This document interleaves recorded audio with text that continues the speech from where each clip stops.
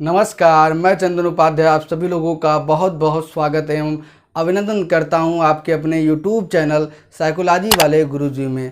आज हम लोग अपने क्लास में सांख्यिकी से संबंधित जिस महत्वपूर्ण टॉपिक पे बात करने वाले हैं वह है सांख्यिकी के प्रकार। आज हम अपने क्लास में देखेंगे कि सांख्यिकी के प्रकार क्या क्या होते हैं और वो उनका अर्थ क्या था उसके बारे में हम जानेंगे। इससे पहले सांख्यिकी से संबंधित एक क्लास पहले ही हो चुका है जिसमें हमने देखा था कि सांख्यिकी का अर्थ क्या है, परिभाषा क्या है, उसकी विशेषताएं और उसके कार्य के बारे में चर्चा किया था। अगर आपने वो वीडियो नहीं देखा है तो आप चैनल पे विजिट करके उसको आप देख सकते हैं। और ऐसे ही हमारे चैनल पे सांख्यिकी से संबंधित तमाम संप्रत्यों जैसे mean, median, mode, chi square, T test, F test, correlation इत्यादि संप्रत्ययों को बहुत ही आसान तरीके से आपको समझाया जाएगा। इसलिए अगर आप चैनल पर नए हैं तो चैनल को हमारे सब्सक्राइब करिए और नोटिफिकेशन बेल को ऑन करिए ताकि आपको इस तरह की वीडियो की सूचना सबसे पहले मिले। तो आइए शुरू करते हैं अपने क्लास को और जानते हैं कि सांख्यिकी के प्रकार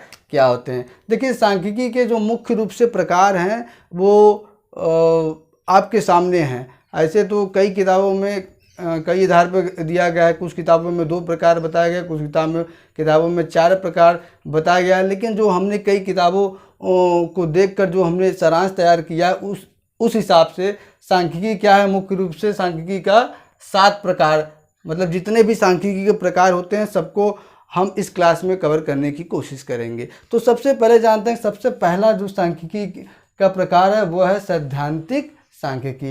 यानी इसके शब्द को आप देखिए, सैद्धांतिक यानी सिद्धांतों का निर्माण एवं विकास। किससे संबंधित? सांख्यिकी, यानी कि सांख्यिकी के सूत्रों के निर्माण एवं विकास के लिए सिद्धांतों का निर्माण करना है। देखिए इसमें दिया है, यह सांख्यिकी की वह शाखा है जिसका संबंध उन सूत्रों के निर्माण एवं विकास से है जिसका उपयोग व्यवहारिक सांख्यिकी में किया जाता है। कहने की यह तात्पर्य है कि इसमें क्या, सैद्धांतिक सांख्यिकी में क्या होता है, इसमें केवल जो है कि सूत्रों का निर्माण एवं विकास से संबंधित सिद्धांत बनाए जाते हैं जिनका प्रयोग क्या है, व्यवहारिक सांख्यिकी में किया जाता है, जिसके बारे में आगे हम चर्चा करेंगे। जैसे कोटि अंतर्विधि द्वारा सहसंबंध के सूत्र का निर्माण, मानक त्रुटि जैसी सांख्यिकी सूत्रों की प्राप्ति, गणित के उपयोग द्वारा। कहने का यह तात्पर्य है कि सैद्धांतिक सांख्यिकी वह सांख्यिकी है जिसके अंतर्गत हम विभिन्न प्रकार के सूत्रों का निर्माण करने के लिए एवं उसका विकास करने के लिए सिद्धांतों का निर्माण करते हैं। और इसका प्रयोग क्या है, व्यवहारिक सांख्यिकी में किया जाता है। जैसे हम एक सूत्र ले लें और एक सूत्र से क्या है दूसरा सूत्र हम तैयार करें। जैसे इसमें दिया गया है कि कोटि अंतर्विधि द्वारा सहसंबंध के सूत्र का निर्माण। और भी गणित के कई फार्मूले को लेकर हम सांख्यिकी के फार्मूलों का जब निर्माण करते हैं तो उससे हम क्या कहते हैं, सैद्धांतिक सांख्यिकी।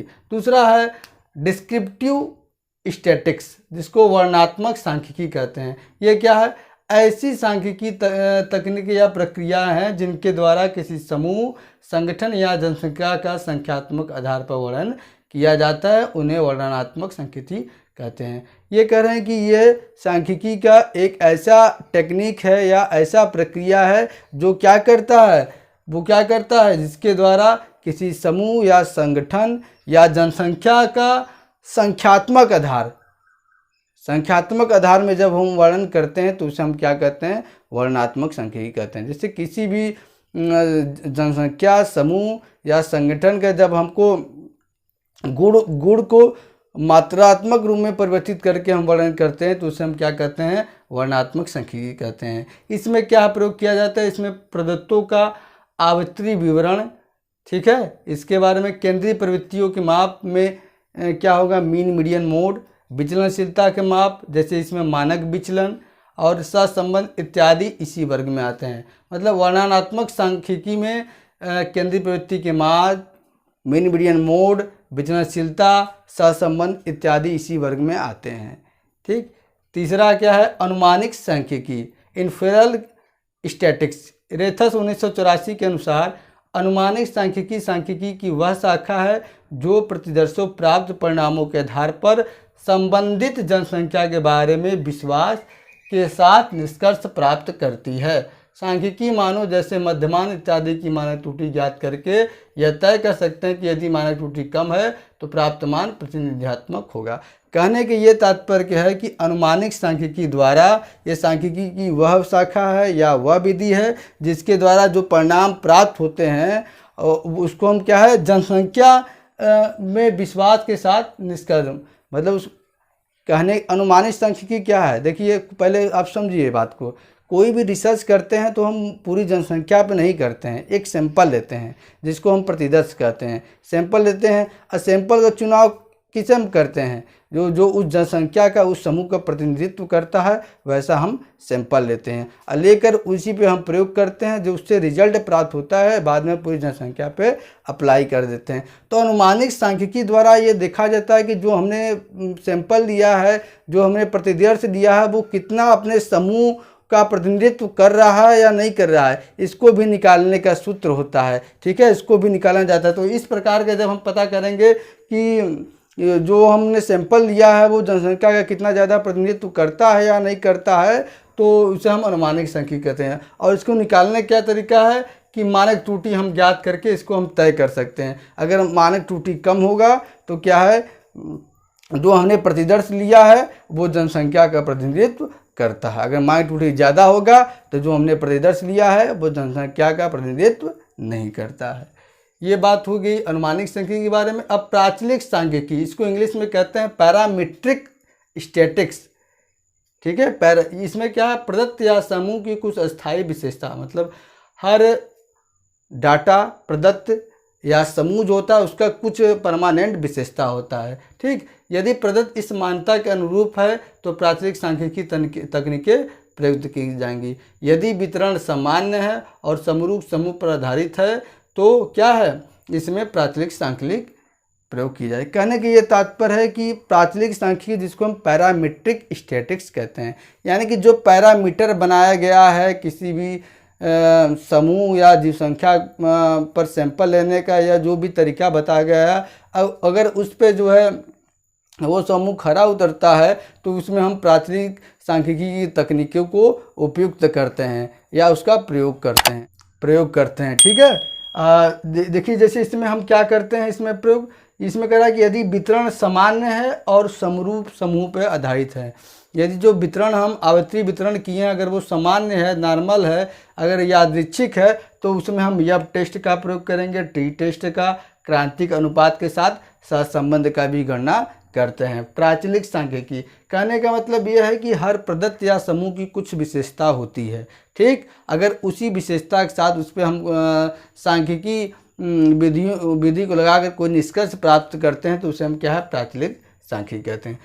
अगला पांचवा हमारा है अप्राचलिक सांख्यिकी। ये जो है प्राचलिक सांख्यिकी का ठीक उल्टा है। ठीक है, इसको पैरामीट्रिक स्टैटिक्स कहते थे, इसको कहते हैं नॉन पैरामीट्रिक स्टैटिक्स। इसमें क्या है, जो प्रदत्त समूह की कुछ अस्थायी विशेषता होती थी उसी के आधार पर किया जाता था। लेकिन इसमें क्या है, इसमें यदि प्रदत्त उपयुक्त विशेषता वाले प्रतिदर्श पर आधारित नहीं है बल्कि प्रदत्त कुछ श्रेणियों में प्राप्त है, जैसे हाँ नहीं या अन्य कोई, तो ऐसे प्रदत्तों का अप्राचलिक सांख्यिकी कहते हैं। कहने की ये तात्पर्य है कि अप्राचलिक सांख्यिकी में यदि वितरण असामान्य है, ठीक, और क्या जो विशेषता है वो क्या प्रतिदर्श पर आधारित नहीं है, वो केवल क्या है कुछ श्रेणियों में विभक्त है, जैसे हाँ नहीं या अन्य कोई वाले क्वेश्चन, तो उसमें क्या है अप्राचलिक सांख्यिकी का प्रयोग करते हैं।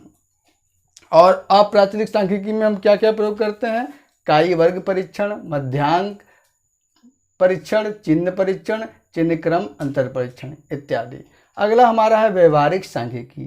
ठीक है, मानव जीवन के व्यवहार के या दैनिकचर्या के उपयोग में जिस सांख्यिकी का प्रयोग किया जाता है उसे हम व्यवहारिक सांख्यिकी कहते हैं। यह सांख्यिकी का वह शाखा है जिसका क्षेत्र ऐसे आंकड़ों के संकलन से है जिसका उपयोग प्राय राजनीति के क्षेत्र में, ठीक है, कौन सी पार्टी जीत रही है या कितना वोट पाई है, उस राज्य में हम कितना वोट पाए हैं, उस विधानसभा में कितना वोट पाए हैं, उसका लेखा जोखा।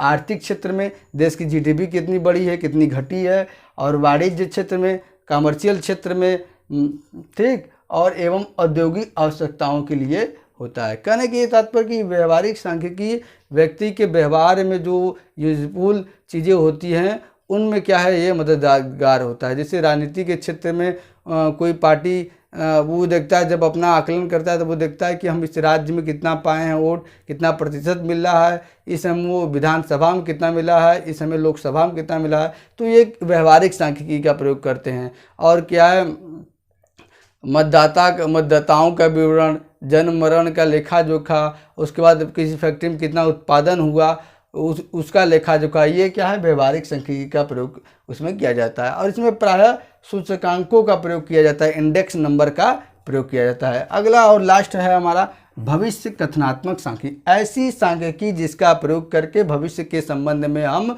कोई पूर्व कथन करते हैं, उसे हम भविष्य कथनात्मक सांख्यिकी कहते हैं। इसमें दो या दो से अधिक चल राशियों के बीच पाए जाने वाले सहचार्यात्मक संबंधों के बारे में अध्ययन करके उससे जो निष्कर्ष हमें प्राप्त होता है उससे हम भविष्य के संबंध में पूर्व कथन करते हैं। और इसमें क्या है, सहसंबंध गुणांक के आधार पर हम दो या दो से अधिक चल राशियों के बीच में निष्कर्ष निकालते हैं और उसी के आधार पर उसके संबंध में हम भविष्यवाणी कहते हैं। तो इस प्रकार की सांख्यिकी क्या कहलाएगी, भविष्य कथनात्मक सांख्यिकी कहलाएगी। तो आज के क्लास में हमने सांख्यिकी की जो मुख्य रूप से 7 प्रकार हैं उनके बारे में चर्चा की। सबसे पहला प्रकार है सैद्धांतिक सांख्यिकी, दूसरा है वर्णनात्मक सांख्यिकी, तीसरा है अनुमानिक सांख्यिकी, चौथा है प्राचलिक सांख्यिकी और पांचवा है अप्राचलिक सांख्यिकी, छठवां है व्यवहारिक सांख्यिकी, सातवां है भविष्य कथनात्मक सांख्यिकी।